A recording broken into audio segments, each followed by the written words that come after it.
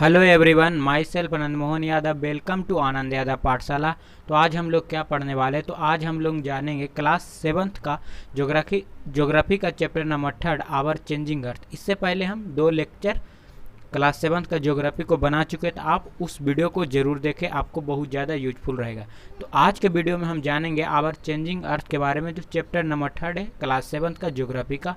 इसमें फुल एक ही वीडियो में फुल एक्सप्लेनेशन है, एक टॉपिक से लेके आपका हर चीज़ तक, मतलब हर टॉपिक को कवर किया है, एक सीक्वेंस वाइज में सारे चीज़ों को हम बताएंगे। तो चलिए हम सबसे पहले ये देखते हैं कि कोर्स कंटेंट क्या है, मतलब आवर चेंजिंग अर्थ में कौन कौन से टॉपिक ऐसे हैं जो हमको पढ़ने पड़ेंगे और कैसे हम उसको पढ़ेंगे। तो चलिए स्टार्ट करते हैं। सबसे पहले हम ये देखते हैं कि इस चैप्टर में हमको पढ़ना क्या है, what we are going to study in this chapter, मतलब इस चैप्टर को पढ़ के हम हासिल क्या करेंगे। तो हम बहुत सारे चीज़ों को बारे में जानेंगे। सबसे पहले जानेंगे लिथोस्फेरिक प्लेट के बारे में।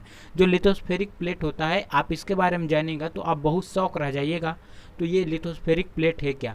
लिथोस्फेरिक प्लेट है जो अभी भी क्या कर रहा है, मूव कर रहा है, अपने जहाँ पे है वो मूव कर रहे हैं स्लोली, लेकिन ये आपको पता नहीं चलता क्योंकि ये बहुत मिलियन ऑफ ईयर में थोड़ा सा मूव करते, इसलिए आपको नहीं पता चलता। तो सबसे पहले हम पढ़ेंगे लिथोस्फेरिक प्लेट के बारे में, उसके बाद हम पढ़ेंगे वोल्केनो के बारे में। वोल्केनो का हिंदी जो होता है ज्वालामुखी, माने ज्वालामुखी। अब इसमें हम देखेंगे मैग्मा और लावा में डिफरेंस, कि मैग्मा किसे कहते हैं और लावा। मैग्मा लावा एक ही होते हैं, लेकिन आपका जो कन्फ्यूजन है उसको हम दूर कर देंगे कि मैग्मा कब कहते हैं और लावा कब कहते हैं।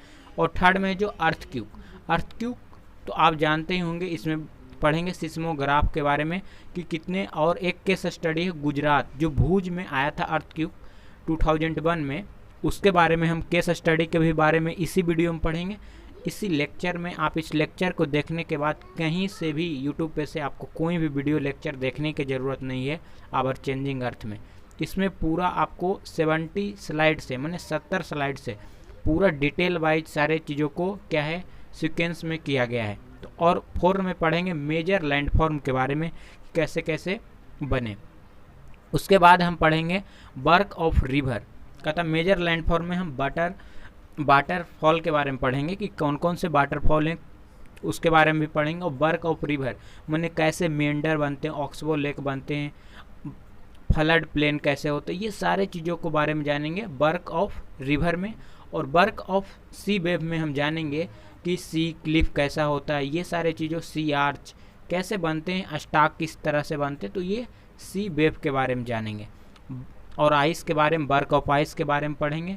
और वर्क ऑफ विंड के बारे में पढ़ेंगे कि कैसे आपका ड्यून बन जाता है, लूज बन जाता है, तो ये सारे चीज़ों को हम जानेंगे। सैंड ड्यून किस प्रकार से आपका मशरूम रॉक होते हैं, जो मशरूम की तरह होते हैं उसे हम मशरूम रॉक बोलते हैं, तो वो कैसे बनते हैं, तो ये सारों को फॉर्मेशन हम वर्क ऑफ विंड में देखेंगे। और वर्क ऑफ आइस में हम देखेंगे ग्लेशियल मोरानिच, और देखेंगे कि किस प्रकार से ग्लेशियर होते हैं और कैसे ग्लेशियर होते हैं, ये सारे चीज़ों।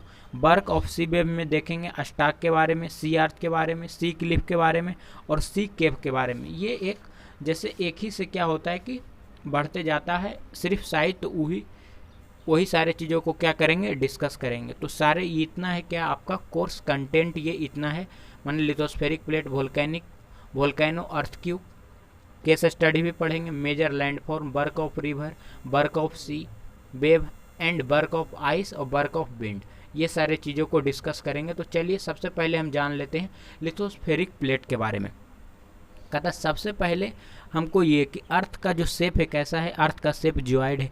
जियोइड का मतलब आप जानते हैं कि ऊपर से क्या होता है, फ्लैट होता है, बीच में बल्जी होता है, लेकिन उससे अर्थ का जो सबसे फर्स्ट पार्ट वो क्या है, क्रस्ट है, उसके बाद मेंटल है, उसके बाद क्या है, कोर है।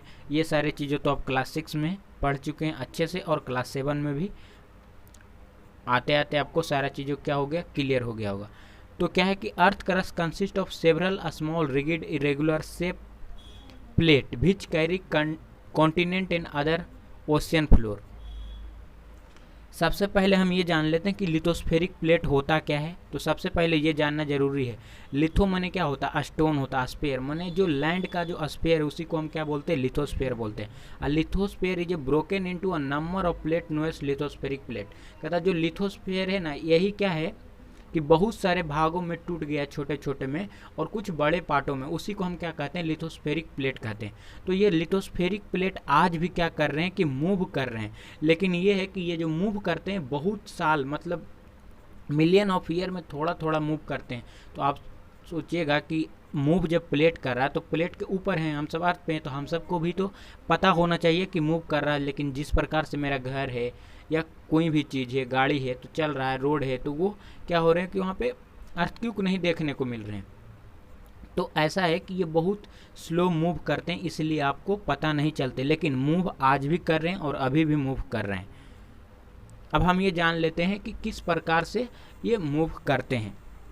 तो आपको एक यहाँ पे क्या एक्टिविटी दिया गया है, मतलब एक्टिविटी से आपको समझाया गया, उस एक्टिविटी को हम आपको बताते हैं कि जैसे कि यहाँ पे क्या है, कोई बर्नर है और यहाँ पे आप क्या करते हैं, वाटर को बॉयल करते हैं। तो जब वाटर बॉयल होता है तो क्या होता है कि नीचे से ऊपर इस प्रकार से जाता है, कि नीचे से पानी जब गर्म आप करते हैं तो नीचे से इस प्रकार से ऊपर जाता है। तो इसी प्रकार से होता है ना कि लावा जो होते हैं, लावा इधर से निकलते रहते हैं और जब ऊपर आ जाते हैं, मैग्मा जो होते हैं, मैग्मा नीचे में क्या करते रहते हैं, फ्लोट करते रहते हैं, मतलब मैग्मा तैरते रहते हैं। तो उसी प्रकार से यहाँ प्लेट होते हैं, तो प्लेट के नीचे क्या होते हैं कि मैग्मा सारे, जैसे ये प्लेट है, प्लेट के नीचे क्या है, मैग्मा है। तो आपको यहाँ एक्टिविटी में ये बताया गया है कि जैसे कि आप पानी को गर्म करते हैं तो जब पानी बॉयल होता है क्या होता है, ऊपर आता है, इस प्रकार से बुलबुला टाइप छोड़ता है। और आप जैसे पानी गर्म कर रहे हैं उसमें एक पेज, मतलब आप यहाँ पे एक पेज डालिएगा, मतलब आप करके देखिएगा तो और भी बेटर स्टैंडिंग से आपको समझ में आएगा, बेटर तरीका से समझ में आएगा।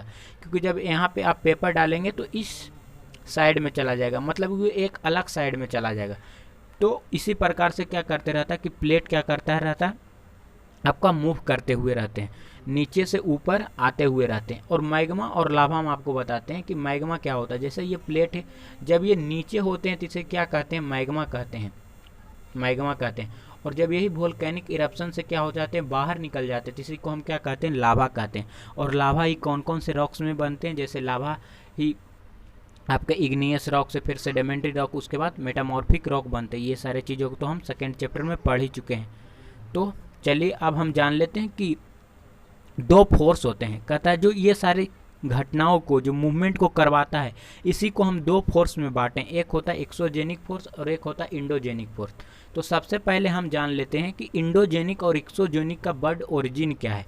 बर्ड ओरिजिन क्या है, मतलब ये बर्ड कहाँ से आए हैं, इनका उत्पत्ति कहाँ से हुआ।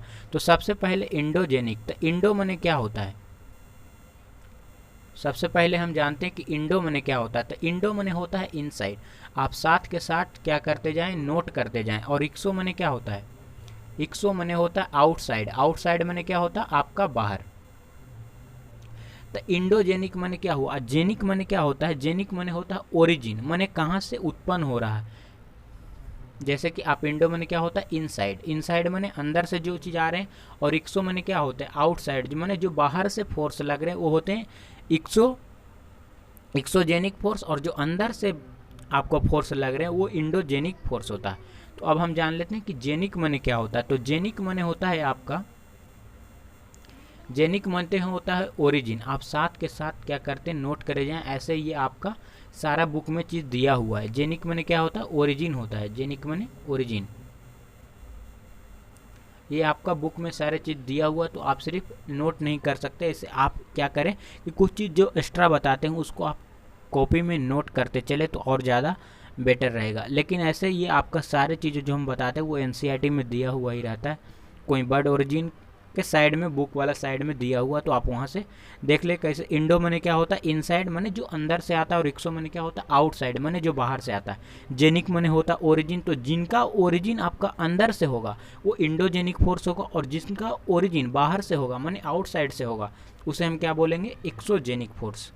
तो अब हम जान लेते हैं अर्थ मूवमेंट के बारे में। यही होता है, the earth movement are divided on the basis of force. कहता जो अर्थ का मूवमेंट है ये डिवाइड किया गया है आपका कुछ फोर्स के मदद से। तो कौन कौन फोर्स होते हैं? इंडोजेनिक फोर्स और एक्सोजेनिक फोर्स। तो इंडो मैंने आप जानते हैं इनसाइड, और जेनिक मैंने क्या होता है? ओरिजिन। तो जो अंदर से जिसका ओरिजिन हो रहा है उस फोर्स को, उसको हम क्या बोलते हैं? इंडोजेनिक फोर्स बोलते हैं। एक्सो मैंने क्या होता है? आउटसाइड। आउटसाइड मैंने क्या होता है? बाहर। जेनिक मैंने क्या होता है? ओरिजिन।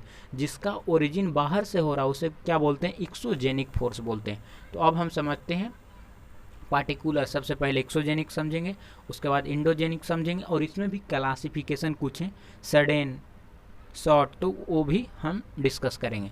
तो अब एक्सोजेनिक, एक्सो मैंने क्या होता है? एक्सो मैंने होता है आउटसाइड, और जेनिक मैंने होता है ओरिजिन, मैंने जो आउटसाइड से आते हैं, जो ऊपर से दबाव लगते हैं, उसे हम क्या बोलते हैं? एक्सोजेनिक फोर्स बोलते हैं। तो exogenic refer to external process, यहाँ पे लिखा हो एक्सोजेनिक जो है ये कैसा प्रोसेस है? एक्सोजेनिक जो है आपका ये एक एक्सटर्नल प्रोसेस है। एक्सटर्नल माने क्या हुआ? बाहर का फोर्स है exogenic. And phenomena that occur above the earth surface, और ये सारे चीज़ों क्या होते हैं? अर्थ सरफेस पे आपको देखने को मिलेंगे। तो इसे को हम क्या कहते हैं? Exogenic force. एक्सोजेनिक फोर्स एक एक्सटर्नल फोर्स होता है, और ये जो फेनोमेना अकर होता है तो ये अर्थ के सरफेस पे होता है, एक्सोजेनिक फोर्स। और weathering effect and erosion are exogenic force. जो वेदरिंग होते हैं, वेदरिंग इफेक्ट और इरोजन, ये किनके हैं? तो ये भी एक्सोजेनिक फोर्स ही हैं। अब हम जानते हैं इंडोजेनिक फोर्स के बारे में। इंडो माने क्या होता है? इनसाइड। जेनिक माने क्या होता है? आपका ओरिजिन, माने जिसका ओरिजिन कहाँ से हो? अंदर से हो, वो क्या होते हैं? इंडोजेनिक फोर्स होते हैं। The term endogenic refer to internal process, माने उसका कहाँ से है? इंटरनल प्रोसेस की अंदर से आ रहे हैं। And phenomena that occur beneath the earth surface और एनी अदर सेलेस्टियल बॉडी। यहाँ पे क्या होता है ना कि वो अंदर से ही लगते हैं, माने beneath the earth. Beneath the अर्थ का कहने का, अर्थ सरफेस का कहने का मतलब हुआ कि अर्थ सरफेस से जो नीचे से दबाव लगते हैं, फोर्स लगते हैं, इंटरनल प्रोसेस, उसको हम क्या बोलते हैं? इंडोजेनिक फोर्स बोलते हैं। तो आपको समझ में आ गया होगा कि एक्सोजेनिक जो होते हैं जो बाहर से लगते हैं, इंडोजेनिक फोर्स वो होते हैं जो बाहर से लगते हैं, यानी सरफेस ऑफ अर्थ, और beneath the surface of Surf में इंडोजेनिक फोर्स। अर्थक्वेक, वोल्केनो, ये सब क्या है? इंडोजेनिक फोर्स हैं, माने इंडोजेनिक प्रोसेस का एग्जाम्पल है। माने इंडोजेनिक फोर्स का एग्जाम्पल तो अर्थक्वेक बोल सकते हैं, वोल्केनो। तो वोल्केनो क्या होता है? आपका नीचे से आते हैं, माने ज्वालामुखी जो निकलते हैं वो क्या आपसे नीचे से निकलते हैं। अर्थक्वेक भी आपको जो होते हैं इससे हम बताएंगे, फोकस, एपिसेंटर, सारे चीज़ों के बारे में एक सीक्वेंस वाइज में डिस्कस कर रहे हैं। तो आराम से इस लेक्चर को देखते रहिए आप। अर्थ मूवमेंट के बारे में अब हम जान लेते हैं कि अर्थ किस प्रकार से मूवमेंट किया गया। दो फोर्स में बांटा गया था, इंडोजेनिक फोर्स और एक्सोजेनिक फोर्स। ये तो आपको क्लियर ही हो गया होगा। लेकिन अब इंडोजेनिक फोर्स में माने अंदर का जो फोर्स होता है, जो इनसाइड फोर्स लग रहा है, इनसाइड फोर्स जो लग रहा है उसको भी दो पार्टों में बांटा गया। एक होता है सडन फोर्स और एक होता है एक डायस्ट्रोपिक फोर्स होता है। तो सबसे पहले सडन फोर्स क्या होता है? जैसे अर्थ क्यों आया, तुरंत आया और तुरंत चला गया। वोल्केनो इरप्शन होता है, क्या होता है कि आता है और चले जाते हैं। सडन मतलब ये तुरंत चलाते हैं। लैंड जो स्लाइड्स होते हैं ये भी किन में? आपको सडन फोर्स में। तो इंडोजेनिक को भी दो भागों में बांट सकते हैं आप, एक सडन फोर्स और एक डायस्ट्रोपिक फोर्स। और डायस्ट्रोपिक फोर्स जो होते हैं ना, ये क्या होते हैं कि होते हैं ना, ये मतलब जो डायस्ट्रोपिक फोर्स होते हैं ये बहुत ज़्यादा खतरनाक होते हैं, क्योंकि ये धीरे धीरे आते हैं और क्या करते हैं? बहुत ज़्यादा नुकसान कर देते हैं। लेकिन ये भी हैं कि सडन चेंज होते हैं, ये बहुत ज़्यादा, जैसे अर्थक्वेक होता है, वोल्केनो आता है, लैंडस्लाइड। और इंडिया में कोई भी ऐसा अभी एक्टिव वोल्केनो नहीं देखने को मिलता है। जैसे कि आपका दो आइसलैंड है, अंडमान एंड निकोबार और लक्षद्वीप, तो यहाँ पे भी ऐसा नहीं है। होता है तो पता चल जाता है, तो यहाँ पे ज़्यादा कुछ डेंजर नहीं है अपना इंडिया में। अब एक्सोजेनिक फोर्स के बारे में बात करते हैं। एक्सो माने क्या होता है? एक्सो माने होता है आउटसाइड, जेनिक माने होता है ओरिजिन। तो एक्सोजेनिक माने जो आपका आउटसाइड फोर्स लग रहा है उसे हम क्या बोलते हैं? एक्सोजेनिक फोर्स बोलते हैं। इरोजनल एंड डिपोजिशनल, इरोजनल और डिपोजिशनल का कहने का मतलब ये हुआ कि जैसे कोई माउंटेन पर से रिवर निकल रहा, उसका स्टीप कितना होगा, बहुत ज़्यादा स्टीप होगा। जब वहाँ से वाटर निकलेंगे, वो पेरेनियल रिवर होते हैं ज़्यादातर के, तो वो क्या करते हैं, बहुत सारे सेडिमेंट, बहुत सारे रॉक क्या होते हैं कि लेके आते हैं और वो डिपॉजिट कर देते हैं उसी को। जैसे रिवर में करनी है, विंड सी, ये सब की मदद से कर दें, मैंने रिवर की मदद से, कुछ विंड की मदद से और कुछ सी वेव की मदद से हो जाता है, और ग्लेशियर। तो ये सारे चीज़ क्या हैं, एक्सोजेनिक फोर्स हैं। तो अब हम आपको समझ में इतना तो आ गया होगा कि एक्सोजेनिक और इंडोजेनिक में सारे चीज़ों को क्लियर हो गया। इंडोजेनिक को हम दो भागों में बांटते हैं, सडन फोर्स और डायस्ट्रोपिक फोर्स। सडन फोर्स जो तुरंत आता है, और डायस्ट्रोपिक फोर्स होते हैं क्या, जो धीरे धीरे आपको, और एक्सोजेनिक फोर्स में इरोजनल एंड डिपोजिशनल। इसका एग्जाम्पल है रिवर, वाटर, सी वेव, ग्लेशियर, ये सारे एग्जाम्पल हैं। अब हम जान लेते हैं वोल्केनो के बारे में। वोल्केनो माने क्या होता है आपका, वोल्केनो का जो हिंदी होता है उसका मतलब होता है ज्वालामुखी। तो वोल्केनो का मतलब क्या होता है, ज्वालामुखी, ज्वालामुखी। तो अब हम जान लेते हैं कि वोल्केनो का मतलब क्या होता है। Volcano is a opening or rupture in a planet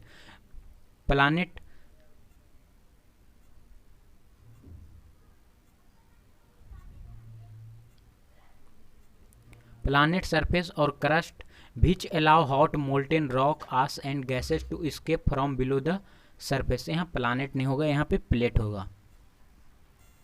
planet कैसे होगा, कोई ग्रह से थोड़ा ना निकल रहा, वो प्लेट से निकल रहा है। यहाँ पे क्या है, गलत टाइपिंग है, टाइपिंग एरर है। यहाँ पे क्या होंगे, प्लेट होंगे, plate. Volcano is a opening or rupture in a plate surface or a crust which allow hot molten rock, ash and gases to escape from below the surface। माने जो अंदर से आपका जैसे मैग्मा है, जैसे ये क्या है, प्लेट है, तो प्लेट के अंदर क्या होते हैं, मैग्मा। इस प्रकार से आपको जब बताए थे कि बॉइलिंग जब वाटर करते हैं तो ऊपर से ऐसे होते रहते हैं, तो उसी को क्या होता है, मैग्मा होता है नीचे में, और जब ऊपर निकल जाते हैं तो इसे क्या बोलते हैं, हम लावा बोलते हैं। तो मैग्मा लावा में कोई डिफरेंस नहीं है, सिर्फ वो नीचे रहता है तो उसे हम क्या बोलते हैं, मैग्मा बोलते हैं। जब ऊपर बाहर आ जाता है तो उसे हम क्या बोलते हैं, आप उसे हम लावा बोलते हैं। तो वोल्केनो ये जो ओपनिंग माने ओपनिंग को आप भेंट भी बोल सकते हैं। ये बुक में आपका है भेंट लिखा हुआ, तो भेंट भी बोल सकते हैं, एक स्टैंडर्ड वर्ड है भेंट। ओपनिंग को आप भेंट भी बोल सकते हैं, माने वहाँ से क्या हुआ, खुला है, भेंट। और rupture in a plate, plate में क्या होता है, रप्चर। जैसे ये प्लेट है तो यहाँ पे फोर्स लगेंगे, ऐसे बराबर आपके फोर्स लगेंगे तो यहाँ पे क्या हो जाएंगे, रप्चर हो जाएंगे, इसी से यहाँ पे निकल जाएंगे। वही होता है क्रस्ट में क्या हो जाता है, रप्चर हो जाता है। इसीलिए वो मोल्टेन जो रॉक होता है, हॉट रॉक होता है, वो बाहर निकल जाते हैं और उससे जो गैस होते हैं वो सारे बाहर निकल जाते हैं। उसी को हम क्या कहते हैं, वोल्केनो कहते हैं। The word volcano is drive from italic volcano, कहता जो वर्ड है वोल्केनो, ये इटलिक वर्ड है, इटलिक वर्ड है। और इसका मतलब क्या होता है, आफ्टर वोल्कैन द रोमन माने गॉड ऑफ फायर। इसका मतलब होता है ना, गॉड ऑफ फायर माने भगवान, माने आग की देवता, गॉड ऑफ फायर। वोल्केनो माने होता आग की देवता। आप जैसे कि यहाँ पे देख सकते हैं कि यहाँ पे क्या है, मेंटल है। सबसे पहले होते हैं क्रस्ट, उसके बाद मेंटल, उसके बाद होते हैं core.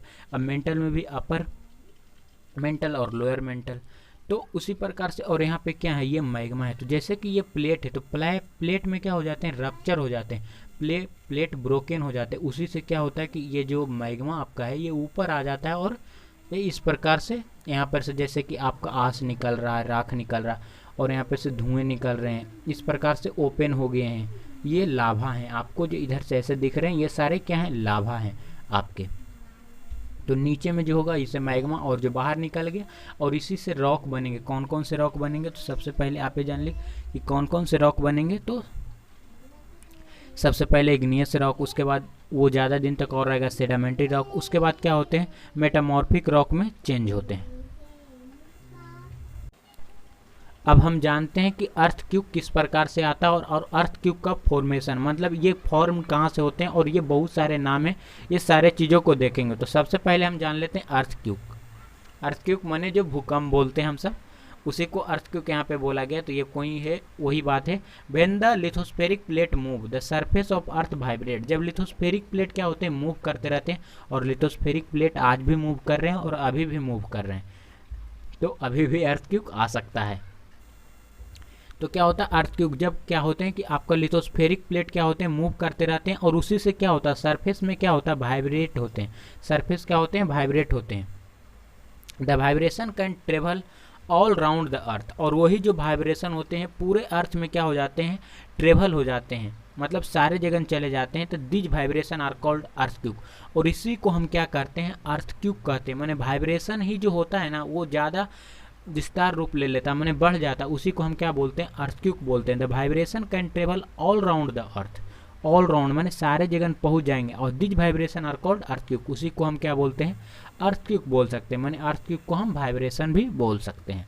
The earthquake is also known as tremor or temblor, अर्थक्यूक को अलग अलग नामों से जाना जाता है, जैसे टेमोर और टेम्बलोर, और अलग अलग देश में अलग अलग नाम जाने जाते हैं। जिस प्रकार से आपका नाम स्कूल में अलग है और घर में अलग है, अटेंडेंस में अलग है, उसी प्रकार से अर्थक्यूक का भी नाम अलग है, किसी देश में अलग है, किसी शहर में इसे अलग प्रकार से बोला जाता है। तो यही बात है यहाँ पे। It is a result of sudden release of energy in the earth crust that create seismic wave. Seismic wave earthquake are record with seismometer also known as seismograph. मतलब ये सेस्मोग्राफ क्या है, तो ये हम आपको आगे सारे चीज़ों बता देंगे कि सेस्मोग्राफ क्या होते हैं, रिचर स्केल क्या होते हैं, ये किस चीज़ से हम मैग्नीट्यूड को नापते हैं, अर्थ का मैग्नीट्यूड को, तो वो हम सारे चीज़ों को आगे डिस्कस करेंगे। अब सबसे पहले जान लेते हैं कि अर्थ क्यूक होता है, ये फॉर्म किस प्रकार से होता है। तो अर्थ क्यूक का जो place in the crust where the movement start is called focus, कहता है जहाँ पे से जो फोकस है, फोकस, तो the place in the crust where the movement start is called the focus, माने जहाँ पर से मूवमेंट स्टार्ट होता है उसी को हम क्या बोलते हैं, फोकस बोलते हैं। मतलब जहाँ पे से आपका मूवमेंट स्टार्ट हो रहा है उसको हम क्या बोलते हैं, फोकस बोलते हैं। Place on the surface above the focus is called the epicentre, और फोकस के ऊपर वाले जो होते हैं, जैसे कि यहाँ फिगर में देखें, यहाँ पे क्या है, फोकस है, क्योंकि यहाँ पे से मूवमेंट स्टार्ट हुआ है, और इसका जो ऊपर है, मतलब यहाँ पे ऊपर है, तो इसी को हम क्या बोलते हैं, ईपी सेंटर बोलते हैं। ईपी सेंटर, जहाँ पे से मूवमेंट स्टार्ट हुआ उसे फोकस बोलेंगे, और उसका ऊपर वाले जो होते हैं प्लेस, उसको हम क्या बोलते हैं, सरफेस जो होते हैं, उसी को हम ईपी सेंटर बोलते हैं। और vibration travel outward from the epicentre, उसी को हम क्या बोलते हैं, वेव बोलते हैं। Vibration travel outward from the epicentre is called wave. Greatest damage is usually closer to the epicentre and the strength of the earthquake decrease away from the centre. आप इसे एक example से, जैसे कि तालाब है, तालाब में आप क्या मारते हैं, ढेला मारते हैं, तो क्या होता है कि यहाँ पर से इस प्रकार से क्या होते हैं, ऐसे वाइब्रेट हो जाते हैं पूरा वाटर। तो उसी प्रकार से कि जहाँ पर से स्टार्ट हुआ ना मूवमेंट, उसे क्या बोलते हैं, फोकस बोलते हैं। और उसका जो ऊपर का पार्ट है, मतलब ऊपर का जो सरफेस है, यहाँ पे सरफेस है, ये क्या होता है, ईपी सेंटर होता है। और यही वाइब्रेशन क्या हो जाते हैं, जैसे कि यहाँ पर से वाइब्रेशन स्टार्ट हुए, तो यही क्या हो जाते हैं, इस प्रकार से हो जाते हैं। इसी को हम क्या बोलते हैं, वेव बोलते हैं। और यही वेव ज़्यादा में आएगा, जैसे कि जो अर्थ का माने फोकस का माने जो ईपी सेंटर का नज़दीक है उसमें बहुत ज़्यादा डैमेज होगा, जो दूर में होगा उसे क्या होगा, बहुत कम डैमेज होगा। यही देखने को मिलता है। जहाँ से स्टार्ट हुआ उसे हम क्या बोलेंगे, फोकस, उसका फोकस के ऊपर वाले सरफेस को हम ईपी सेंटर बोलेंगे। और जो वो जो वेव है, मतलब आपको जो वाइब्रेशन है ट्रेवल करते हैं ईपी सेंटर से, उसी को हम क्या बोलते हैं, वेव बोलते हैं। और ईपी सेंटर का जो क्लोजेस्ट पाथ रहेंगे, माने क्लोजेस्ट एरिया जो रहेगा, मतलब यहाँ पे है, तो यहाँ पे क्या हो जाएंगे, ज़्यादा डैमेज होंगे। और इसके जो दूर में रहेंगे, जो ज़्यादा दूर में रहेंगे उसे कम नुकसान होगा। तो वही उसी है, यही बात है। अब हम जानते हैं कि अर्थ को नापते हैं कितने हैं और कितने में आते हैं, तो ज़्यादा डिस्ट्रैक्शन करता है। तो सबसे पहले हम ये जान लेते हैं कि किस प्रकार से होते हैं। उसके बाद हम जानेंगे कि अर्थक्यूक के भी बहुत सारे टाइप होते हैं। तो सबसे पहले हम ये जान लेते हैं कि अर्थक्यूक का जो मेजर किया जाता है, अर्थक्यूक को जो मेजर करने का मशीन है उसे हम बोलते हैं सिस्मोग्राफ। उसे बोलते हैं सिस्मोग्राफ। उसे हम क्या बोलते हैं, सिस्मोग्राफ। माने जो अर्थक्यूक को मेजर करता है उसे हम क्या बोलते हैं, सिस्मोग्राफ बोलते हैं। और जो रिचर स्केल होता है, आप एक रिचर स्केल से भी नाम जब हम पढ़ेंगे भुज के बारे में, तो वहाँ पे रिचर स्केल में ही दिया हुआ 6.9 रिचर स्केल। तो इसका मतलब रिचर स्केल जो होता है ये क्या करते हैं, तो ये मैग्नीट्यूड को क्या करते हैं, आपको रीड करके बताते हैं। जो magnitude, the magnitude of the earthquake is major on the Richter scale. कहता है जो अर्थक्वेक का मैग्नीट्यूड होता है वो रिचर स्केल से मापा जाता है, और जो अर्थक्वेक का मेजर होते हैं मशीन, माने अर्थक्वेक को किस मशीन से नापा जाता है, मेजर किया जाता है, तो सिस्मोग्राफ, और उसका मैग्नीट्यूड को किससे, तो रिचर स्केल से। अब आप समझ लिए कि 2.0 एन अर्थक्वेक जब 2.0 और लेस होंगे, इससे कम होंगे, मतलब 2.0 से कम होंगे तो बहुत ज़्यादा क्या होगा, आपका कम नुकसान होगा, बहुत ही कम होगा, आपको थोड़ा सा फील होगा कि अर्थक्वेक आया था। लेकिन जब यही 5.0 होंगे, can cause damage from the thing and falling, मैंने कोई चीज़ जैसे कि आपका कुछ चीज़ है जैसे मिरर है, तो ये सब क्या हो जाएंगे, गिर जाएंगे आपके। और यही आपको 6.0 आएंगे, और higher magnitude is consider very strong, और 7.0 में आएंगे तो ये बहुत ज़्यादा आपका डिस्ट्रक्शन कर देंगे। मतलब 2.0 में आएगा तो इसका मतलब क्या हुआ कि थोड़ा सा महसूस होगा कि अर्थक्वेक आया है, मतलब वाइब्रेशन सिर्फ होगा। 5.0 आएंगे तो उससे ज़्यादा क्या करेंगे, आपको नुकसान करेंगे। 6.0 आएंगे तो वो भी नुकसान करेंगे, लेकिन थोड़ा उससे ज़्यादा। और 7.0 आ गए तो यहाँ पे पूरा अच्छी तरीके से आपको नुकसान करके रख देंगे। तो अब हम जानते हैं कि अर्थक्वेक को मतलब इसे हम प्रिडिक्ट कर सकते हैं या नहीं। तो यहाँ पे लिखा although earthquake can not be predicted, the impact can certainly be minimised if we are prepared beforehand. कहता देखिए हम अर्थक्वेक को प्रिडिक्ट नहीं कर सकते, मतलब उसका अनुमान नहीं लगा सकते कि आएगा या नहीं आएगा, उसे हम प्रिडिक्ट नहीं कर सकते। लेकिन हम ये तो कर सकते हैं ना कि उसका जो नुकसान होगा उसको हम क्या कर सकते हैं, कम कर सकते हैं। जैसे कि हम बहुत सारी चीज़ों को क्या कर सकते हैं, प्रिपेयर करके हमारे कुछ अवेयरनेस, माने हम कुछ जानेंगे उसके बारे में अर्थक्वेक को कि किस प्रकार से बच सकते हैं। तो वो होता है minimize if we are present beforehand. Some common earthquake predict method adopt locally by people including study animal behaviour, fish in pond get agitated, snake come to the surface. जैसे कि अर्थक्वेक हम सब से जो पहले predict करते हैं वो कुछ जैसे होते हैं कि आपको स्नेक जो होता है, स्नेक माने सांप, आपको सांप क्या होते हैं कि अंदर के, जैसे कि ये होता है आपका लैंड होता है, लैंड के अंदर उसके क्या होते हैं, होल होते हैं, और उसमें क्या होते हैं, स्नेक रहते हैं। तो स्नेक तो हम सब से बहुत ज़्यादा नीचे रहते हैं, तो उससे उसका वाइब्रेशन को पता चल जाता है। जब स्नेक को वाइब्रेशन पता चल जाता है तो वो क्या होते हैं, अपने होल से बाहर निकलते हैं। तो जब आप देखिए कि होल से बाहर निकल रहा है, ऐसा नहीं कि कभी भी निकल रहा है तो अर्थक्वेक आ गया, ऐसा बात नहीं। लेकिन जब वो निकल रहे हैं, ये क्या है, प्रिडिक्ट करने का है कि आने वाले अर्थक्वेक हैं। और सेकेंड में है कि आप पाउंड में जब मछली हो जाते हैं, कि मछली जब पानी पे उछलने लगते हैं, जैसे कि ये वाटर सरफेस है, ये वाटर सरफेस है, और यहाँ पे क्या है, मछली, यहाँ पे मछली क्या होते हैं, यहाँ पे मछली क्या होते हैं, एजिटेट होते हैं। तो इससे भी पता चलता है कि अर्थक्वेक आने वाला है, तो इससे पता चलता है कि अर्थक्वेक आने वाला है। तो अब हम जान लेते हैं कि अर्थक्वेक तो हम प्रेडिक्ट नहीं कर सकते, लेकिन इसका मिनिमाइज माने जो हमारा डैमेज होगा इसको हम कम कर सकते हैं। लेकिन अब हम इसको कुछ प्रोटेक्शन जानते हैं कि where the take shelter during the earthquake, माने अर्थक्वेक जब आता है तो उसको हम शेल्टर कहाँ पे लें। तो सबसे पहले सेफ स्पॉट, तो सेफ स्पॉट में जैसे किचन, काउंटर, टेबल और डेस्क, अगेंस्ट इनसाइड कॉर्नर और वॉल।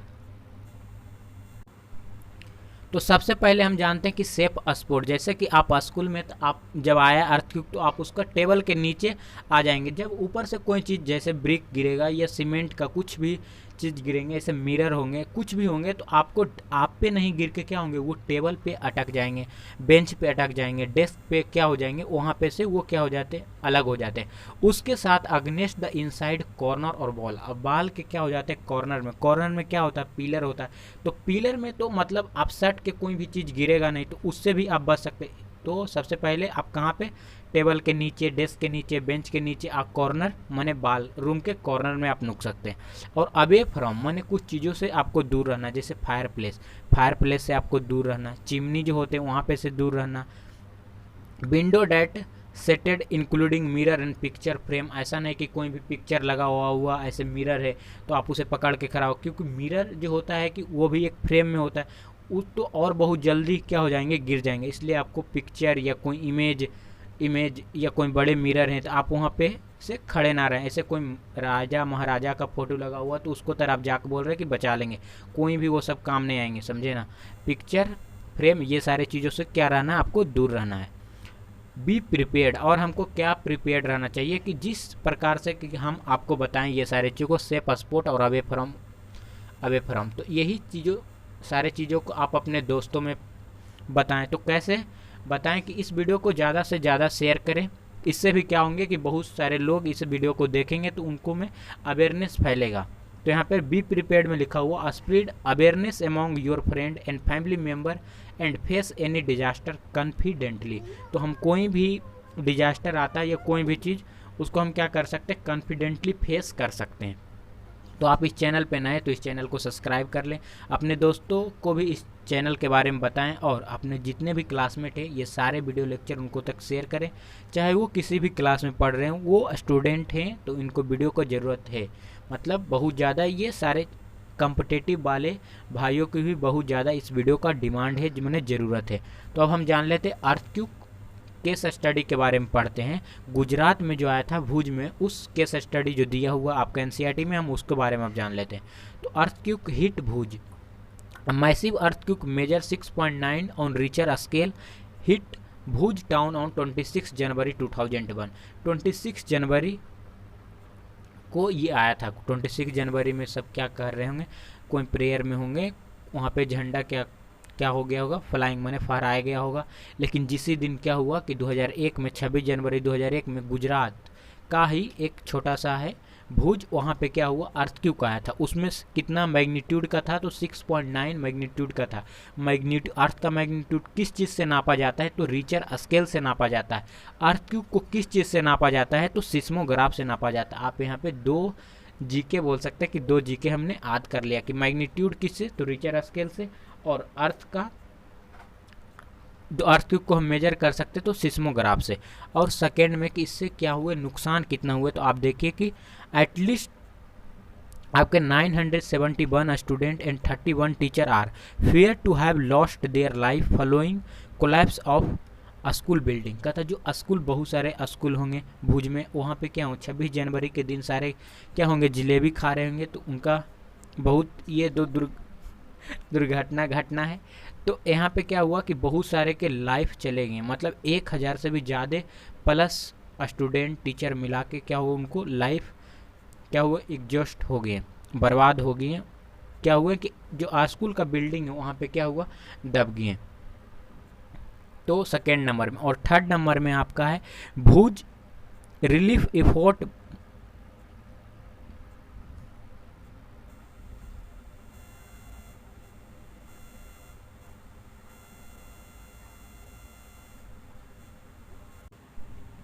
थर्ड में आपका है कि भुज रिलीफ एफर्ट ब्लाइटेड कहता 3 day after the quake concern rose about food blanket and medicine supply not reach everyone. कहता 3 दिन मैंने अर्थक्वेक 26 जनवरी को आया, लेकिन आपका 29 जनवरी तक क्या हो कि वहाँ पे आपका मेडिसिन नहीं पहुँच पा रहे हैं, फूड नहीं पहुँच पा रहे हैं, ब्लैंकेट नहीं पहुँच पा रहे हैं, मैंने जो सामान होते हैं बेसिक नीड के लिए वो सारे लोगों तक पहुंच नहीं पा रहे थे। ये थर्ड हुआ। फोर्थ में हम देखते हैं तो डिस्ट्रक्शन ऑफ भुज, मैंने डिस्ट्रक्शन भुज में क्या क्या डिस्ट्रक्शन हुआ, तो सबसे पहले phone line, water pipe, power station, transmission line were knocked out, क्या हुए, सारे बर्बाद हो गए आपके। जैसे फोन लाइन होते हैं, वाटर पाइप नीचे बिछे हुए रहते हैं, तो ये सारे नीचे हैं, तो नीचे से ही तो अर्थक्वेक आता है। अर्थक्वेक जो है आपका एक्सोजेनिक फोर्स है, जो फोर्स होता है तो ये नीचे से ही आता है। अर्थक्वेक तो नीचे से होते हैं, तो इससे क्या होते हैं कि अर्थक्वेक तो ये पूरा जो वाटर का पाइपलाइन है, पाइपलाइन ये सब बर्बाद हो गया, फोन का लाइन सारा अच्छे से बर्बाद हो गया, मतलब बहुत खतरनाक तरीके से बर्बाद हो गया। फायर इन द सिटी, अब फायर इन द सिटी में 100 of fire started and charcoal cooked overturn. और 6 में emergency declare in the quick zone, जहाँ पे आए थे मैंने भुज में, तो वहाँ पे क्या हो गया, इमरजेंसी डिक्लेयर कर दिया गया। किनके द्वारा, तो प्रेसिडेंट के द्वारा उस स्टेट में इमरजेंसी को डिक्लेयर कर दिया गया। और वहाँ के सीएम मैंने गुजरात के जो सीएम थे जब का टाइम में मैंने 2001 में, तो वो क्या किए कि दूसरों से क्या है, Gujarat appeal for financial help, वो क्या किए, अपने हाथ को बढ़ाएं, मतलब उनको बोले कि हमको हेल्प करिए, फाइनेंशियल हेल्प करिए कुछ।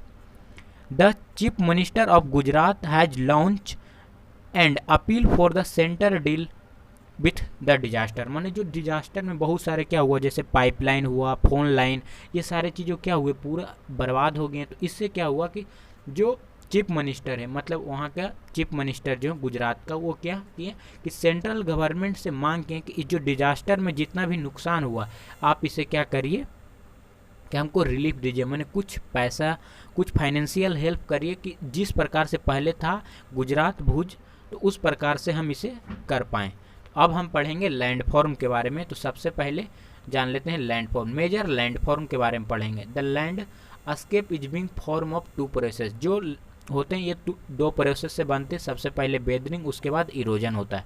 तो अब हम जानते हैं बेदरिंग क्या होता है और इरोजन क्या होता है। Weathering is a breaking up of the rock on the earth surface, माने जो बेदरिंग होता है ये क्या होते हैं, रॉक होते हैं, उस पर क्या होते हैं कि जो सरफेस पे रॉक होते हैं वही क्या हो जाते हैं, टूट जाते हैं, उसी को हम क्या बोलते हैं, उसे हम बोलते हैं बेदरिंग। और इरोजन क्या होता है, erosion is the removal of solid sediment, solid में आ गया आपका सेडिमेंट हुआ, सॉइल हुआ, रॉक हुआ एंड अदर पार्टिकल, यही सारे चीज़ क्या होते हैं, सॉलिड में आते हैं।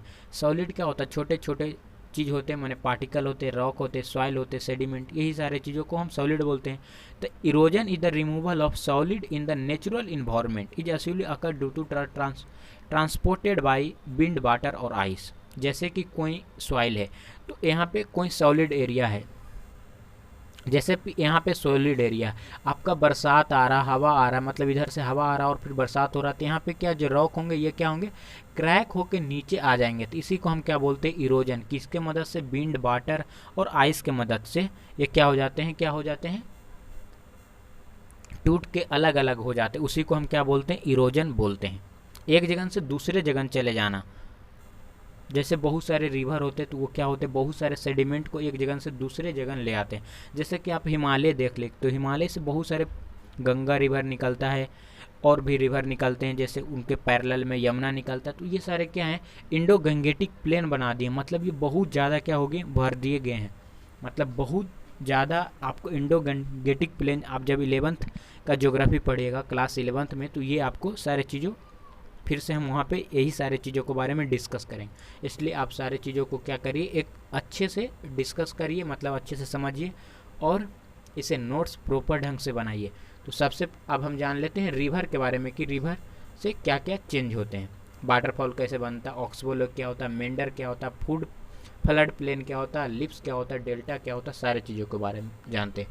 तो अब जानते हैं फीचर ऑफ द रिवर, माने रिवर का फीचर क्या है। The flowing feature are made by the river, माने बहुत सारे ऐसे फीचर हैं कि जो क्या है, रिवर ने बनाए। सबसे पहले वाटरफॉल, माने वाटरफॉल किस प्रकार से बना ये भी हम जानेंगे। मेंढर कैसे बनता है, ऑक्सबो लेक क्या होते हैं, फ्लड प्लेन क्या होते हैं, लिप्स क्या होता है, डेल्टा क्या होता है, डेल्टा क्या होता है, डिस्ट्रीब्यूटरी क्या होता है, ट्रिब्यूटरी क्या होता है, ये सारे चीज़ों को डिस्कस करेंगे। सबसे पहले हम जान लेते हैं वाटर के बारे में, माने वाटरफॉल के बारे में जान लेते हैं। तो जो वाटरफॉल होते हैं उससे पहले हमको समझना होगा कि रॉक होते हैं क्या। जैसे कि ऊपर में क्या होते हैं, हार्ड रॉक होते हैं और नीचे में क्या होते हैं, सॉफ्ट रॉक होते हैं। सबसे पहले क्रस्ट होते हैं, उसके बाद मेंटल, उसके बाद कोर। तो मानिए कि यहाँ पे हार्ड रॉक है, तो हार्ड रॉक तो कटेगा नहीं। जैसे यहाँ पे से क्या हो रहा है, रिवर से पानी आ रहा है, जो सॉफ्ट रॉक होंगे इसे क्या होंगे, ये काट देंगे पानी में, अपने धारा से क्या होंगे, सॉफ्ट रॉक को क्या करेंगे, काट देंगे। तो इससे क्या होगा कि वहाँ पे क्या हो जाएगा, वाटरफॉल बन जाएगा। यहाँ पे लिखा हो waterfall is a place where flowing water rapidly drop in elevation at flow over a steep region और अ क्लिफ। तो क्लिफ से या कोई भी रीजन से वहाँ पे क्या हो जाते हैं, वहीं क्या हो जाते हैं, वाटरफॉल बन जाते हैं। जो हार्ड रॉक होते हैं उसी को काटते काटते सॉफ्ट रॉक, उसी को हम क्या बना लेते हैं, वाटरफॉल बना लेते हैं। अब मेंढर के बात हम करते हैं। तो river entering the plain it twist and turn forming a large bend known as meander. जब रिवर क्या होता है, प्लेन में मिलते हैं, जैसे कि रिवर आया माउंटेन पे से, जब वो प्लेन में आते हैं तो ट्विस्ट एंड टर्न लेते हैं, माने इधर से इधर मुड़ाते रहते हैं, इधर से ऐसे मुड़ाते रहते हैं। इसी को क्या हम बोलते हैं, मेंढर बोलते हैं। तो ये इस प्रकार जो आप देख रहे हैं इसी को हम क्या बोलते हैं, मेंढर बोलते हैं। तो मेंढर में क्या होते हैं, जैसे कि ऊपर से पानी आ रहे हैं आपको, और जब वो प्लेन पे आते हैं तो वो क्या होते हैं, ट्विस्ट एंड टर्न ले लेते हैं, उसी को हम क्या बोलते हैं, आपको मेंढर बोलते हैं।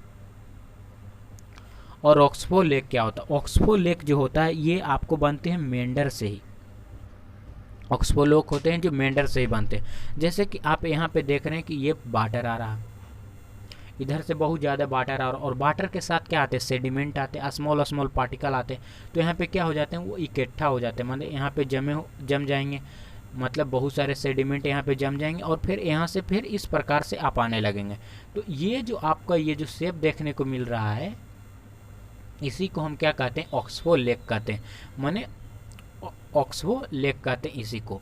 मतलब जैसे कि यहाँ पर से क्या हो रहा है, वाटर आ रहा, वाटर के साथ बहुत सारे सेडिमेंट आएंगे, बहुत सारे पार्टिकल आएंगे और वहाँ यहाँ पे क्या हो जाएंगे, जम जाएंगे और फिर यहाँ पे जम जाएंगे, फिर इधर से वाटर आने लगेगा। तो ये जो पोर्शन आपका बचा है, इसी को हम क्या कहते हैं, ऑक्सबो लेक कहते हैं। An oxbow lake is a U shaped, वो कैसा शेप्ड होता है, यू शेप्ड होता है oxbow lake. Water form when wide meander from the main stream river cut off the create lake. ये क्या किया, जैसे कि यहाँ से मेन रिवर आ रहे हैं, यहाँ पे सेडिमेंट जमा कर दिए और फिर यहाँ से क्या हो जाएंगे, अलग क्रिएट करके यहाँ चलेंगे। तो ये जो पोर्शन हुआ ये पूरा बच गया, यू शेप्ड का पोर्शन बच गया। तो इसी को हम क्या बोलते हैं, ऑक्सबो लेक बोलते हैं। This landform is called oxbow lake, और इसी जो लैंडफॉर्म बनता है इसे हम ऑक्सबो लेक बोलते हैं। Distinctive curve shape that result from this process, और यही बनते हैं। तो ऑक्सबो लेक किससे बनते हैं, तो मेंडर से बनते हैं।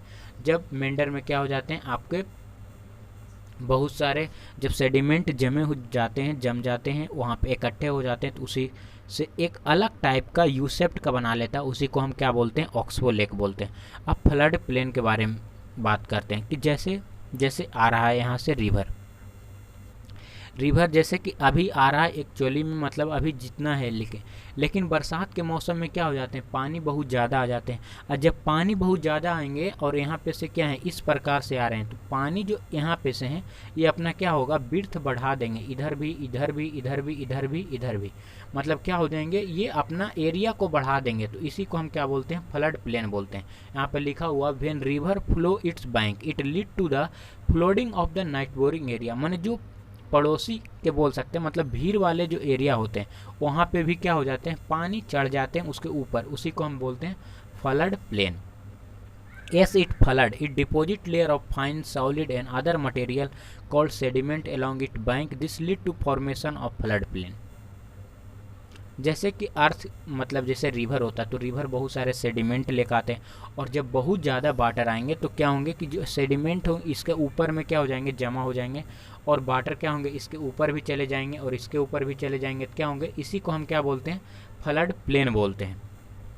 तो आपको मेंडर, ऑक्सबो लेक और आपका ये फ्लड प्लेन क्या हो गया, सारी चीज़ों क्लियर हो गई। फ्लड प्लेन क्या होता है कि अपना एरिया को बढ़ा देता है, जब फ्लड के टाइम पर जब बारिश होता है तब क्या वो बढ़ा देते हैं, एरिया को बढ़ा देते हैं। अब हम जानते हैं लिप्स के बारे में। The raised bank are called levees, मतलब जो वही बैंक है उसी को क्या बोलते हैं, बढ़ा देते हैं, तो उसे लिप्स बोलते हैं। As the river approach the sea the speed of the flowing water decrease and river being break up into a number of stream called distributary. अब डिस्ट्रीब्यूटरी क्या होता है, अब ये भी जानना जरूरी है। तो सबसे पहले हम ऐसे स्लाइड्स में जाते हैं जहाँ पे सारी चीज़ों क्लियर से दिखाओ। जैसे कि ये रिवर है, मानिए ये मेन रिवर है, मानिए ये मेन रिवर है। मेन रिवर में जो इधर से रिवर आके मिलते हैं, इधर से और इधर से, जो इधर से रिवर मतलब वो ला के पानी इसमें डाल रहे हैं, जिस मतलब ये मेन रिवर है और इसमें कोई रिवर क्या हो रहे हैं, पानी ला के, this is a main river, ये है मेन रिवर आपके। और यहाँ पे और ये जो है आपको ये क्या हुए, ट्रिब्यूटरी हुए, मतलब ये भी पानी लाके मेन रिवर में डाल रहे हैं, इसे हम बोलते हैं ट्रिब्यूटरी। और भी बहुत सारे हो सकते हैं, तो ये इसको हम क्या बोलते हैं, ट्रिब्यूटरी। और यही मेन रिवर से पानी को जो ले जा रहे हैं उसी को हम क्या बोलते हैं, डिस्ट्रीब्यूटरी बोलते हैं। तो ट्रिब्यूटरी और डिस्ट्रीब्यूटरी में आपको क्लियर हो गया होगा। अब हम जान लेते हैं कि डेल्टा फॉर्मेशन किस प्रकार से होता है। A delta is a landform that create at the mouth of river where the river flow into an ocean, sea, estuary, lake, river, flood area of another river. ये कहाँ पे बनाते हैं कि जैसे लेक हो गई, सी हो गई, ओशियन हो गई, वहाँ पे क्या होते हैं, डेल्टा बनाते हैं। Delta R form from the deposition of sediment carried by the river flow leave the mouth of the river. जैसे कि ये मेन रिवर है, तो मेन रिवर में क्या होते हैं कि यहाँ पे बहुत सारे सेडिमेंट आ रहे हैं, तो सबसे पहले ये क्या हो जाएंगे, डिस्ट्रीब्यूट हो जाएंगे, मतलब अलग अलग क्या हो जाएंगे, बढ़ जाएंगे। जैसे देख रहे हैं यहाँ फिंगर लाइक प्रोजेक्शन में क्या हो गए, सारे रिवर क्या हो जाए, डिस्ट्रीब्यूटरी में बट गए हैं। और जब डिस्ट्रीब्यूटरी में बट गए हैं तो यही क्या हो जाते हैं कि जब सी में मिलते हैं तो ये क्या बना लेते हैं, आप फिंगर लाइक प्रोजेक्शन बना लेते हैं। इसी को हम बोलते हैं डेल्टा। तो डेल्टा पहले बनाने से पहले क्या बनाता है, डिस्ट्रीब्यूटरी बनाता है, डिस्ट्रीब्यूटरी चैनल बनाते हैं। उसके बाद वो जब किसी सी में या लेक में मिलते हैं तो वहाँ पे क्या बोलते हैं, हम डेल्टा बोलते हैं। अब हम पढ़ेंगे सी वेव के बारे में कि सी वेव कैसे कैसे सारे चीज़ों को फॉर्मेशन करता है। The feature made by the sea wave के बारे में पढ़ेंगे। तो देयर आर फीचर में जैसे सी केव पढ़ेंगे, सी आर्च पढ़ेंगे, स्टाक पढ़ेंगे, सी क्लिफ पढ़ेंगे। तो चलिए जानते हैं सारे को एक एक बारे में। सबसे पहले जानते हैं सी केव के बारे में, सी आर्च के बारे में, स्टाक के बारे में और सी क्लिफ के बारे में। सारे होते हैं जो सी केव क्या होते हैं। तो सबसे पहले हम जानते हैं सी केव के बारे में। तो सी केव क्या होते हैं, sea cave also known as the literal cave. इसे हम क्या बोल सकते हैं, लिटरल केव भी बोल सकते हैं। It is a type of cave form primarily by the wave action of the sea. जैसे कि यहाँ पे क्या है, आपको ये दिख रहे हैं। तो यहाँ पे क्या होता है, जो यहाँ पे आते हैं वाटर, यहाँ पे क्या होते हैं, फोर्स लगते लगते क्या हो जाते हैं, यहाँ का जो आपका सॉलिड पोर्शन होता है ये क्या हो जाता है, एक केव लाइक क्रिएट कर लेता है। इसी को हम बोलते हैं सी केव। माने जो सी के माने वाटर से जो हो जाते हैं, माने वाटर के फोर्स के कारण यहाँ पे क्या हो जाते हैं, आपके इस प्रकार से देखने को मिलते हैं। सी टाइप का सी जो बन रहा है नीचे में, इसी को हम बोलते हैं सी केव बोलते हैं। इसी को हम क्या बोलते हैं, सी केव बोलते हैं। The primary process involve this erosion. और ये किस चीज़ से होता है, इरोजन से होता है। क्या है कि यहाँ वाटर जाएगा तो यहाँ पे फोर्स लगेगा, वो फोर्स लगेगा मतलब यहाँ पे जाएंगे तो यहाँ पे क्या होंगे, इरोजन हो जाएंगे। तो इरोजन से ही सी केव बनते हैं। और इसी के सी आर्च क्या हो जाता है कि when sea cave become bigger and bigger only the roof of the cave remain and form are arch. कहता जो सी केव होते हैं ना, फोर्स लगते लगते क्या हो जाते हैं, वो बड़ा में कन्वर्ट हो जाते हैं। उसी को हम क्या बोलते हैं, सी आर्च बोलते हैं। माने बड़ा रूप, माने सी केव के बड़ा रूप सी आर्च, माने सी केव के बड़ा भाई सी आर्च होता है। और इसका भी बड़ा भाई आपको स्टाक देखने को मिलेगा। स्टाक जो होता है, स्टाक कहता erosion break the roof and only wall are left. माने सारे चीज़ों मतलब ये जो थे आपको यहाँ सबसे पहले छोटा सा क्रिएट किए, यही बड़ा हो गया तो सी आर्च हो गया। लेकिन आपको यहाँ पे जो पोर्शन बच रहे हैं इसके भी हम क्या कर दें, ये भी हट जाएंगे तो ये हो जाएंगे स्टाक। जैसे कि आपको यहाँ पे फिगर में दिख रहा है, सबसे ज़्यादा क्लियर फिगर एनसीईआरटी वाला फिगर है। जैसे कि ये बना जो छोटा सा बना सी केव बना, इससे थोड़ा सा बड़ा बनता है जो सी आर्च बोलते हैं हम इसे। और यहाँ पूरा कट ऑफ हो गए हैं, इसी को हम क्या बोलते हैं, स्टाक बोलते हैं। और ये किस कारण होते हैं, तो इरोजन के कारण होते हैं। जो वाटर का फ्लो होता है, माने वो जो फ्लो में आता है वहाँ से क्या हो जाते हैं कि कहते हैं इरोजन कर देते हैं। इरोजन होता है आपका विंड से होता है, आपका वाटर से होता है, आइस से होता है। तो यही सारे चीज़ों से क्या स्टाक का फॉर्मेशन, सी केव का फॉर्मेशन, सी आर्च का फॉर्मेशन हुआ। तो उसी में स्टाक के बारे में हम जान रहे हैं। तब erosion break the roof and only wall are left, these wall like feature are called stack. उसी को हम क्या बोलते हैं, स्टाक बोलते हैं। सबसे पहले फिर से जान लेते हैं कि छोटा सा जो क्रिएट किया फोर्स यहाँ पे, और ये जो वाटर हैं लगाएं यहाँ पे, तो सी केव बना। सी केव का बड़ा भाई सी आर्च होता है, और उसका भी सबसे बड़ा भाई होता है जो स्टाक होता है। तो स्टाक का सबसे छोटा भाई पूछा जाएगा तो सी केव बताएगा, उसका भी उससे भी छोटा तो आपका सी आर्च बताएगा, सबसे बड़ा भाई स्टाक है। और सी क्लिफ जो बच रहा, सी क्लिफ जो होता है ना, ये पूरा तरह से क्या हो जाता है, साफ बन जाता है। सिर्फ एक वर्टिकली बचता है, माने वर्टिकली बचता है सिर्फ, उसी को हम सी क्लिफ बोलते हैं। The steep rocky coast rising almost vertically above the sea water is called sea cliff. कहता सी क्लिफ जो होते हैं, these steep rocky coast rising almost vertically above the sea water is called sea cave. माने stack जो था आपका सी केव था, ये सारे चीज़ों सिर्फ एक ऐसा बचते हैं पोर्शन वर्टिकली, उसी को हम बोलते हैं सी क्लिफ बोलते हैं। दिज वेव कहता sea wave deposit sediment along the shore for and forming bench. अब बेंच आपको बताना है कि बेंच क्या होता है। जैसे कि ये मेन रिवर है, मेन रिवर में क्या हो जाते हैं, उधर से लहर आते हैं, माने लहर नहीं आप बोल सकते, उधर से वेव आते हैं। तो वेव के साथ क्या हो जाते हैं, सेडिमेंट भी आते हैं। तो जो सेडिमेंट इधर से जमा हो रहे हैं इस सॉलिड एरिया पे, इसी को हम क्या बोलते हैं, बीच बोलते हैं। इसी को हम क्या बोलते हैं, बीच बोलते हैं। फिर इधर आएंगे वेव तो इधर बन जाएंगे। तो वही क्या होते हैं, सी से जो वेव आते हैं वही किस चीज़ का फॉर्मेशन करते हैं, आपको बीच का फॉर्मेशन करते हैं। The sea wave deposit sediment along the shore forming beach. जैसे कि ये आप समझ रहे हैं कि ये क्या है, सी है। तो सी का जो इधर से आपका वेव आएगा तो यहाँ पे क्या होगा, बहुत सारे सेडिमेंट लाएंगे, यहाँ पे डिपॉजिट करेंगे, बहुत सारे सेडिमेंट लाएंगे डिपॉजिट करेंगे, बहुत सारे सेडिमेंट लाएंगे डिपॉजिट कर देंगे। तो यहाँ पे सेडिमेंट क्या हो जाएगा, जमा हो जाएगा। इसी को हम क्या बोलते हैं, बीच बोलते हैं। अब हम जान लेते हैं आइस माने बर्फ, फीचर ऑफ आइस। अब हम जानेंगे फीचर ऑफ आइस माने आइस का कौन कौन सा फीचर होता है और इनसे कैसे बनते हैं। ग्लेशियर और ग्लेशियल मोनारी ये क्या होते हैं, तो इसके बारे में जान लेते हैं। सबसे पहले ग्लेशियर के बारे में आपको बताते हैं कि ग्लेशियर क्या होता है। तो glacier is a large mass of ice moving slowly over some land surface or down valley form over long period from the accumulation snow area where the amount of snow that fall exceed the amount that melt. जो glacier होते हैं, ये glacier जो होते हैं ना, एक बहुत बड़े मास में क्या हो जाते हैं, वहाँ पे क्या होते हैं, आपके आइस होते हैं, उसी को हम क्या बोलते हैं, ग्लेशियर बोल सकते हैं। जैसे सियाचिन ग्लेशियर हो गया, बाल्टोरा ग्लेशियर हो गया, ये सारे ग्लेशियर होते हैं। और अब ये ग्लेशियल मोनरीज कैसे बनाते हैं इसके बारे में जान लेते हैं। The material carried by the glacier such as rock, big and small sand, silt get deposit this deposit for glacial मोनरीज।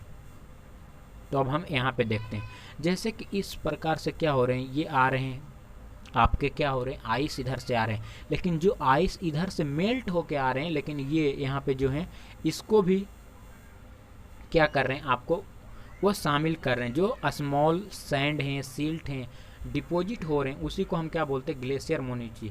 मतलब ये जो वाटर तो आ ही रहा, मतलब आइस आ रहे हैं उधर से पिघले हुए, लेकिन यहाँ पे जो सिल्ट हैं, ये सारे चीज़ इसको भी लेके आ रहे हैं, इसी को बोलते हैं ग्लेशियल मोनेरिज। तो आपको क्लियर हो गया होगा।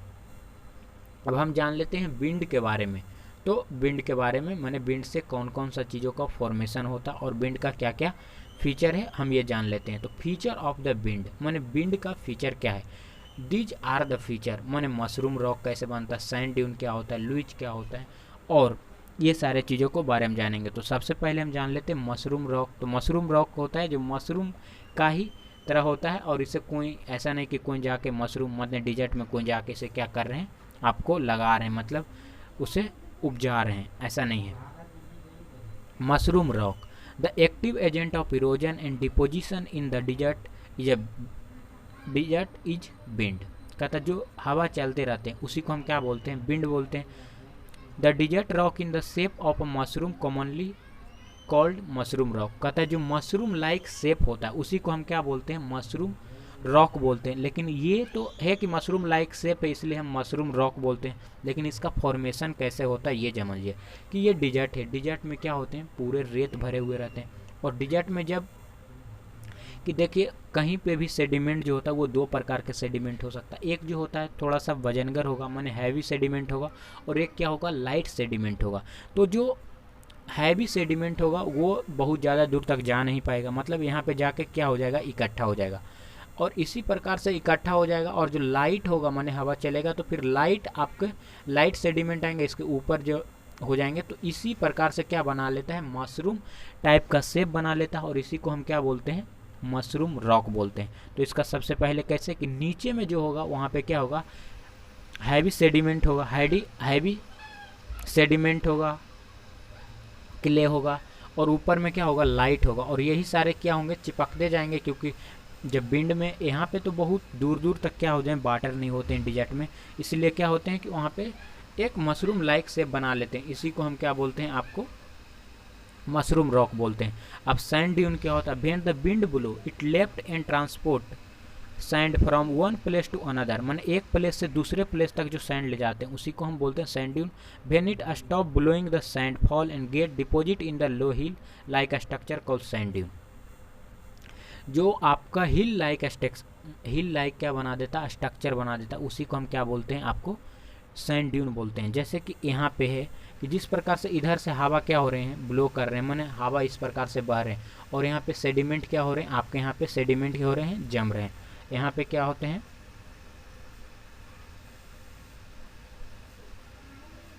यहाँ पे क्या हो रहे हैं, आपके सेडिमेंट जम रहे हैं।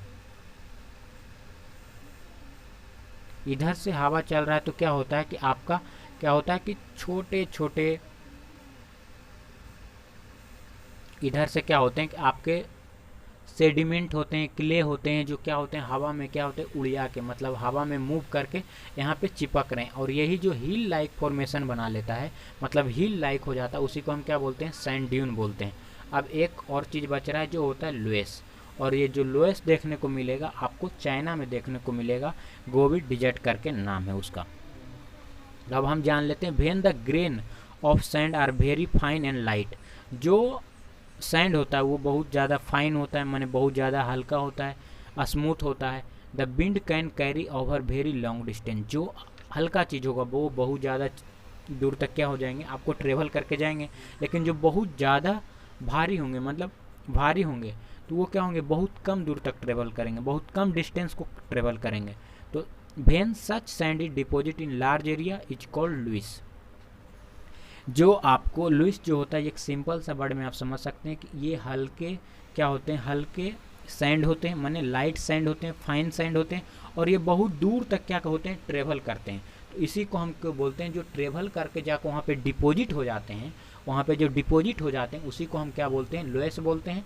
और ये जो डिपोजिशन है आपको देखने को मिलेगा गोबी डिजर्ट के बारे में, जो कहाँ पे है, large deposit loess found in China. तो गोबी डिजर्ट कहाँ पाया जाता है, आपका चाइना में पाया जाता है।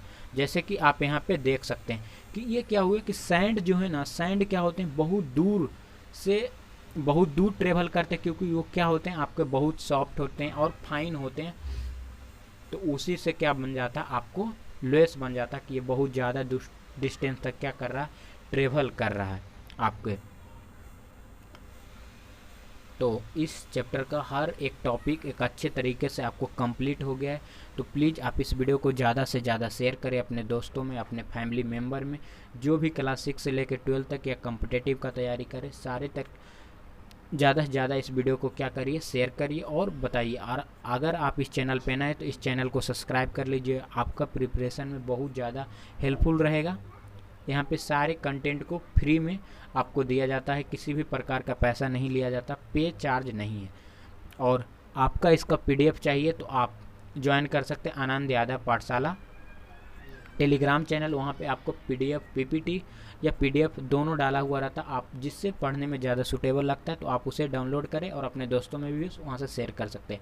आप अगर इंस्टाग्राम पे जुड़ना चाहें तो इंस्टाग्राम का भी लिंक नीचे रहता है, तो आप वहाँ से ज्वाइन कर सकते हैं। तो सबसे पहले आपको एक बात नहीं भूलाना है कि इस चैनल पे आप नए तो इस चैनल को सब्सक्राइब कर लें और अपने दोस्तों में को भी इस चैनल के बारे में ज़रूर बताएं। तो thank you for watching this video.